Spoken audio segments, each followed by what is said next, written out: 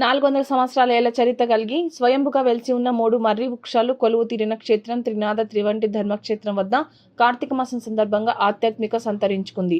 ఏకాదశి సందర్భంగా సుమారు 10-15 గ్రామాల నుండి భజన బృందాలు పాల్గొని దైవ కీర్తనలు, భజన కీర్తనతో ఆలపించారు. వీటితో పాటు 24 గంటల పాటు మహాయాగానం ఘనంగా నిర్వహించారు. ఈ సందర్భంగా త్రినాథ త్రివంటి క్షేత్ర జ్యోతి స్వామి మాట్లాడారు.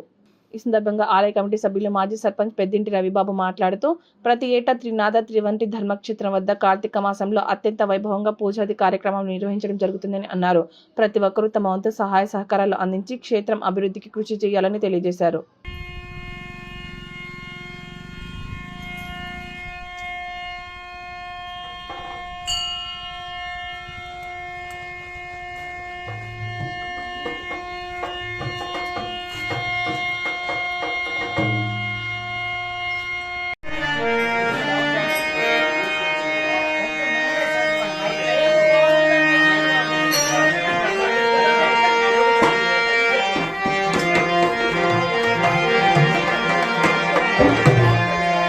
జై శ్రీరామ్.